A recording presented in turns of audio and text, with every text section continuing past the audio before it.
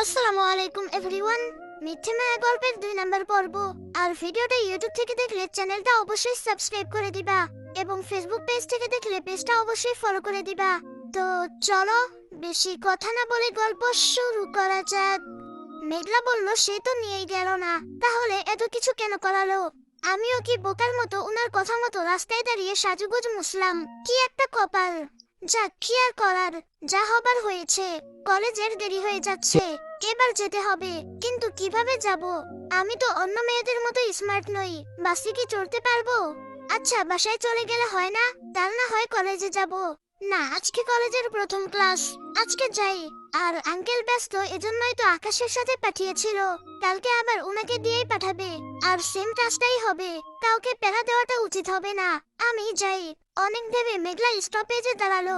ভয়ে রীতিমতো তার হাত পা কাঁপছে। খুব অস্বস্তি লাগছে, কারণ এখানে যারা বাসের জন্য অপেক্ষা করছে সবাই ছেলে, কোনো মেয়ে নেই। কিছুক্ষণ পর একটা মেয়ে এসে দাঁড়ালো। মেঘলা বারবার মেয়েটার দিকে তাকাচ্ছে। মেয়েটা সেটা লক্ষ্য করে বলল, কিছু বলবে? মেঘলা ভয়ে ভয়ে বলল, আপু আসলে আমি এখানে নতুন, গ্রাম থেকে এসেছি। মেয়েটি বলল, ও আচ্ছা, কোথায় যাবে? মেঘলা বলল, সিটি কলেজ। মেয়েটি বলল, চিন্তা করো না, আমি তোমায় পৌঁছে দিব। বাই দ্য ওয়ে, আমি নাদিয়া, তোমার কলেজে পড়ি। আমি তোমার সিনিয়র। কথাটা শুনে মেঘলার মুখে হাসি ফুটে উঠলো। কিছুক্ষণ পর বাস আসলো, কিন্তু একটাই সিট খালি আছে। নাদিয়া মেঘলাকে বসিয়ে দিল। মেঘলা বলল, আপু আমি দাঁড়িয়ে যেতে পারবো, আপনি বসুন প্লিজ। মেয়েটি বলল, তুমি বসো, দাঁড়িয়ে যেতে আমার সমস্যা হবে না, কিন্তু তুমি দাঁড়িয়ে গেলে আমি আর কলেজেই ঢুকতে পারবো না। মেঘলা খুব অবাক হয়ে বলল, মানে? নাদিয়া বলল, কিছু না, তুমি আমার ছোট বোনের মতো। আমি কি নিজের ছোট বোনকে দাঁড় করিয়ে রেখে বসতে পারতাম বলো? দায়িত্ব যখন নিয়েছি পালন করতেই হবে। রাস্তায় নাদিয়া আর মেঘলা অনেক কথা বলল। একসময় তারা কলেজে পৌঁছে গেল। আজকে কলেজটা বেশ সুন্দর করে সাজানো হয়েছে। মেঘলা নাদিয়াকে জিজ্ঞেস করলো, আপু আজকে কি এখানে কোনো অনুষ্ঠান আছে নাকি? নাদিয়া বলল, ও মা, মেয়ে বলে কি? আজকে তোমাদের নবীন বরণ না? আজকে তো তোমাদেরকে বরণ করা হবে, তারপরে নাচ গান হবে। মেঘলা বলল, ও তাই বুঝি, তাহলে তো খুব মজা হবে। আসলে আমি এসব জানতাম না। নাদিয়া বলল, আচ্ছা ভেতরে চলো। যেতে যেতে নাদিয়ার এক বান্ধবীর সাথে দেখা হয়। সে মেঘলাকে বলল, তুমি যাও, আমি আসছি। মেঘলা বলল, আচ্ছা আপু, আমি যাচ্ছি। গাইস, তোমরা কি জানো আমি অনেক সেকেন্ড খেলার মাধ্যমে প্রতিদিন টাকা আয় করি? এই আইপিএল এ তোমাদের পছন্দের টিমের উপর বাজি ধরে তোমরাও যদি আমার মতো টাকা আয় করতে চাও, তাহলে এখনই গুগলে ওয়ানেক্স সার্চ করে অফিসিয়াল ওয়েবসাইটে গিয়ে রেজিস্ট্রেশন করো। আর রেজিস্ট্রেশনের সময় যদি আমার দেওয়া স্পেশাল প্রোমো কোড রিদওয়ান8 ইউজ করো, তাহলে অসংখ্য বোনাস এবং ফ্রি স্পিন পেয়ে যাবা। আর ওয়ানেক্স কিন্তু একটা ইন্টারন্যাশনাল লাইসেন্স কৃত প্ল্যাটফর্ম এবং সবচেয়ে বিশ্বস্ত। এখানে তোমরা ক্রাশ ক্রিস্টালের মতো গেম খেলে সহজেই টাকা আয় করতে পারবে এবং বিকাশ নগদের মতো সকল মোবাইল ব্যাংকিং অ্যাপের মাধ্যমে সহজেই তোমরা তোমাদের জেতা টাকা তুলতে পারবে। আর 24 ঘন্টা 7 দিন কাস্টমার সাপোর্ট সুবিধা তো রয়েছেই। তাই আমি এটা ব্যবহার করে আমার রেগুলার হাত খরচের টাকা আয় করি। তোমরাও ট্রাই করে দেখতে পারো। মেঘলা মনে মনে ভাবছে, দূর, আজকে কলেজে অনুষ্ঠান, জানলে তো একটু ভালো ড্রেস পরে আসতাম।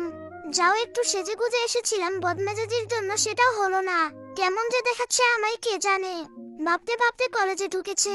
তখনই কয়েকটা ছেলে মেঘলাকে একা পেয়ে র্যাগিং করা শুরু করলো। প্রথমে মেঘলা রিয়াক্ট করলেও ওদের কথা শুনে ওর কান্না পাচ্ছে।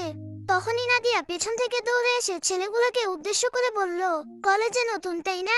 তোমাদের কপাল খুব খারাপ, সাথে আমারটাও। সুস্থভাবে কলেজে এসেছিলে, কিন্তু প্রথম দিনেই নিজের পায়ে হেঁটে বাড়ি ফিরতে পারবে কিনা কে জানে। কথাগুলি শুনে ছেলেগুলো এসে নাদিয়ার কাছে ক্ষমা চাইতে লাগলো।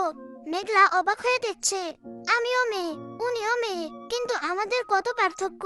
আমাকে ছেলেগুলি কত কিছু বলল, আর ওনাকে কত ভয় পাচ্ছে। তখন নাদিয়ার সেই বান্ধবীটা এসে বলল, কি হয়েছে? নাদিয়া চেঁচিয়ে বলল, কি হয়েছে বুঝতে পারছিস না?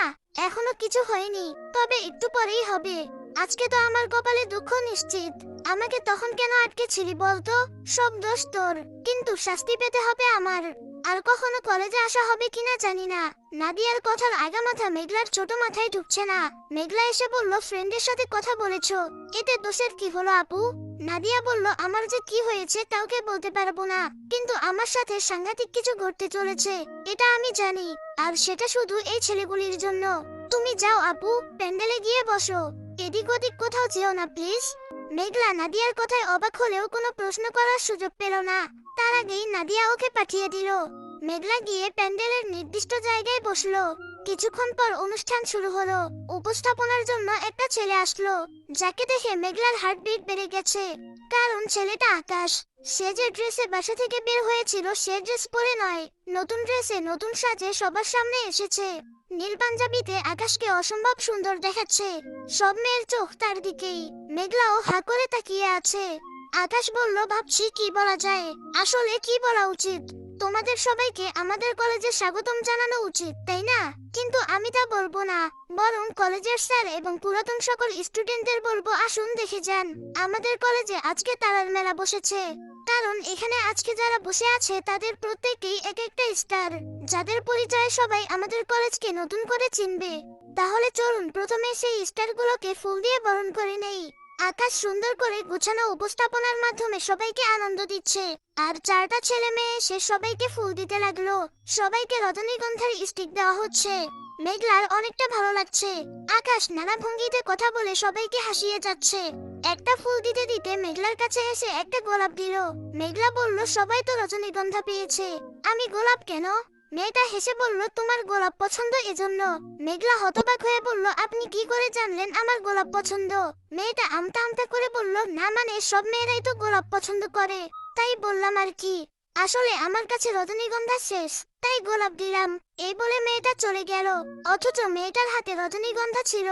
মেঘলা মনে মনে ভাবলো, মিথ্যা কেন বললো মেয়েটা। যাক, ভালোই হলো, নিজেকে অনেক লাকি মনে হচ্ছে। সবাই রজনীগন্ধা পেয়েছে। সব ভাবনা বাদ দিয়ে সে আবার আকাশের কথায় মন দিল। একে একে স্যারেরা বক্তব্য রাখলো। বক্তব্য শেষে আকাশ বলল, এবার উপস্থাপনা করবে নাবিল। কথাটা বলতেই সবাই আপত্তি জানালো, তারা আকাশের উপস্থাপনা শুনতে চায়। নাবিল এসে বলল, আরে আপনারা কি আকাশের কথাই শুধু শুনবেন? আমাদের হিরোর নাচ দেখবেন না? একটু সময় দিন, হিরোর ড্রেস চেঞ্জ করে আসুক, তারপর নাবিল কথা বলতে শুরু করলো। মেঘলার চোখ শুধু আকাশকে খুঁজছে। সে এদিক ওদিক খুঁজতে লাগলো। কিছুক্ষণ পরেই স্টেজের পাশে এসে আকাশ দাঁড়ালো। আকাশ এবার কালো জ্যাকেট পরেছে, সাথে সাদা টি শার্ট, চুল জেল দিয়ে সেট করেছে, কানে কালো দুল পরেছে, সাথে সানগ্লাস। তার এই লুক দেখে হয়তো অনেকেই ক্রাশ খেয়েছে। যার ফলে আকাশ আসতেই কিছু মেয়ে স্টেজের সামনে গিয়ে আকাশের সাথে কথা বলতে শুরু করলো। আকাশও হেসে হেসে কথা বলছে তাদের সাথে। মেঘলার আকাশকে দেখতে ভালো লাগলেও মেয়েদের সাথে কথা বলাটা খুব খারাপ লাগছে। মেঘলা মনে মনে বলল, শাকচুন্নির দল জীবনে ছেলে দেখিসনি? আর আকাশও বা কেমন? আমার সাথে আগে এত মিশতো, আর এখন সারাদিনে একটা কথা পর্যন্ত বলে না। কিন্তু এদের সাথে তো ঠিকই বলছে। আকাশ পারফরম্যান্স করার জন্য রেডি, কিন্তু মেঘলার এসব সহ্য হচ্ছে না। স্টেজে আকাশের ডাক পড়তেই মেয়েগুলো চিৎকার করে আকাশকে ওয়েলকাম জানালো। আকাশ আরেকটা মেয়ে নাচ করবে, মেয়েটাও স্টেজে আসলো। সাথে সাথে মেঘলার মন আরো খারাপ হয়ে গেল। মুখ মলিন করে পাশের মেয়েটাকে বলল, আচ্ছা আজকে তো ক্লাস হবে না তাই না? মেয়েটা বলল, না হবে না। মেঘলা বলল, ও এখানে বাস স্টপেজ কোথায়, আমাকে একটু বলতে পারবে? মেয়েটা বলে দিল। মেঘলা যেই উঠতে যাবে তখনই দেখলো আকাশ ফোনে কথা বলতে বলতে স্টেজ থেকে নেমে গেল। আর সবাইকে হতাশ করে বলল, পরের কাপলদের ডাক নাবিল, আমি পারফরম্যান্স করব না, একটু প্রবলেম হয়ে গেছে। আকাশ মেঘলার দিকে তাকিয়ে কথাগুলো বলল। আকাশ যা বলে তাই করে, সেটা সবাই জানে, তাই আর কেউ জোর করলো না। মেঘলা বুঝতে পারলো না কি ঘটেছে, কিন্তু পেছনে তাকিয়ে দেখলো একটা ছেলে ফোন হাতে দাঁড়িয়ে আছে। এটা দেখে মেঘলার সন্দেহ হলো। তারপর সে হিসাব মিলাতে শুরু করলো। আচ্ছা, আজকে কলেজে অনুষ্ঠান বলেই কি আকাশ আমাকে রেখে চলে আসলো? আর নাদিয়াকে কি আকাশই পাঠিয়েছিল? তাই নাদিয়া এমন অদ্ভুত কথা বলছিল। আর গোলাপ যে আমার পছন্দ সেটা তো আকাশ ছাড়া এখানে কেউ জানে না। তাহলে কি গোলাপটা আকাশ দিয়েছে?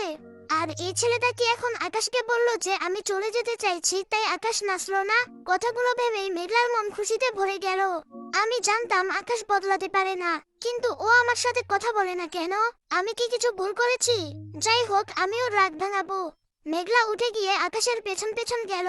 প্যান্ডেল থেকে বের হয়ে মেঘলা দৌড়ে গিয়ে আকাশকে জড়িয়ে ধরলো। সে আকাশকে কিছু বলতে যাবে তার আগেই আকাশ মেঘলাকে ঠাস করে একটা থাপ্পড় মেরে দিল। আর ধমক দিয়ে বলল, এটা কি ধরনের অসভ্যতা? মেঘলা বলল, আকাশ। আকাশের চিৎকার শুনে অনেকেই বাহিরে এলো।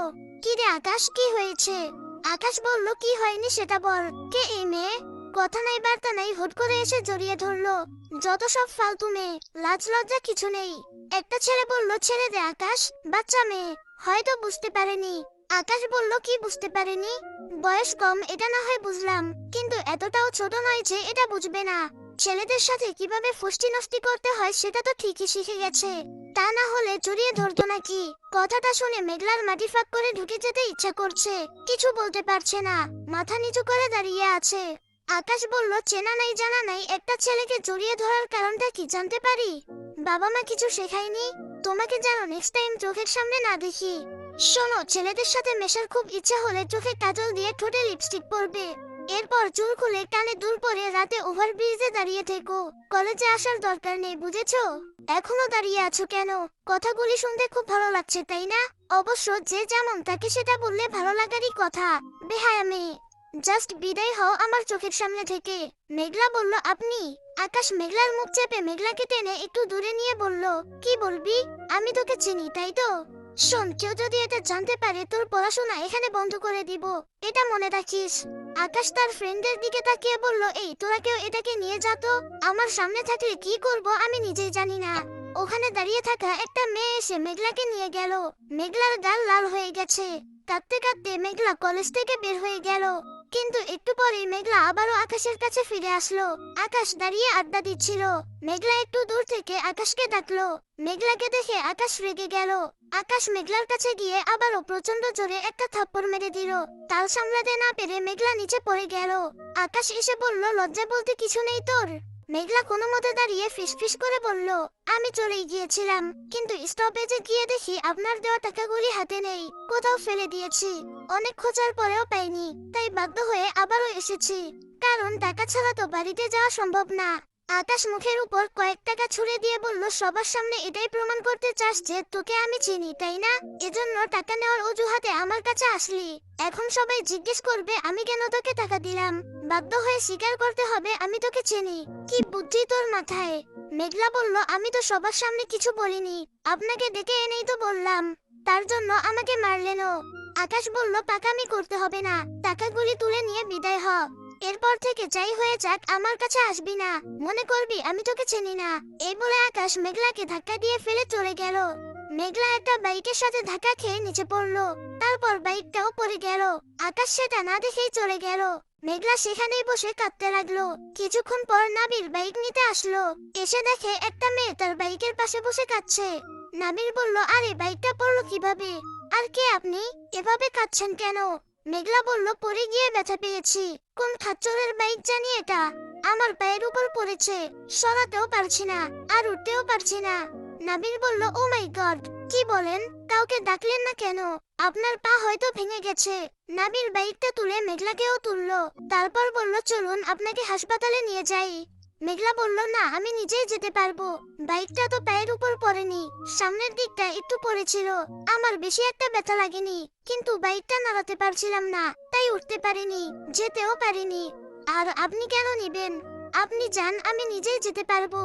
নাবির বলল, আমি নিব কারণ বাইকটা আমার, মানে এই খাচ্চরের। চুপচাপ বসুন তো, একটা মেয়েকে এভাবে ফেলে রেখে আমি যেতে পারবো না।